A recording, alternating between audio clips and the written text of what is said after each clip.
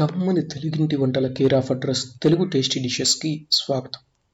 రండి మిత్రులారా, ఈరోజు మనం నోటిని తీపి చేసుకుందాం. రసాలూరించే రసగుల్లతో 2 లీటర్ల పాలలో ఒక ఇలాచీ వేసి పాలను స్టవ్ పైన పెట్టి కాగాక ఒక్క నిమ్మకాయ పిండిన రసాన్ని గింజలు లేకుండా వడగట్టుకొని అందులో వేసి పాలను విరగ్గొట్టుకోవాలి.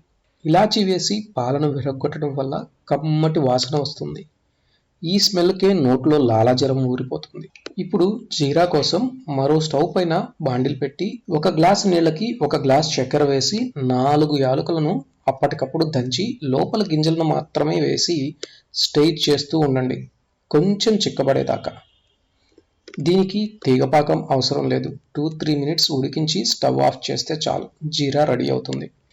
ఇప్పుడు ఒక గిన్నెలో నీళ్లు వడకట్టేది ఉంచి అందులో ఒక పలుచటి క్లాత్ వేసి విరగ్గొట్టిన పాలను అందులో పోసి పన్నీర్ను సపరేట్ చేసుకొని ఆ క్లాత్ను గట్టిగా పిండుతూ నీటిని తీసేసుకోవాలి. ఇంకా ఏదైనా నీరు మిగిలి ఉంటే ఒక ప్లేట్ని బోర్లించి దానిపైన మనం పిండుకున్న ముద్దని ఉంచి దానిపై మరో ప్లేట్ పెట్టి దానిపైన చిన్న రోల్ను బరువుగా పెట్టండి. వాటర్ ఏమైనా ఉంటే పూర్తిగా పోతాయి. ఇప్పుడు పన్నీర్ను చేతి మడమతో గట్టిగా అదుముతూ కలుపుకోండి, ఎందుకంటే ఉండ విడిపోకుండా ఉంటుంది. ఈ విధంగా స్మూత్ చేసుకొని ముద్ద చేసి పక్కన పెట్టుకొని దానిని చిన్న చిన్న ఉండలుగా చుట్టుకొని మనం ముందుగా తయారు చేసుకున్న జీరాలో వేసి కొంచెం సేపు ఆ జీరా రసగుల్లాకి పట్టనివ్వండి.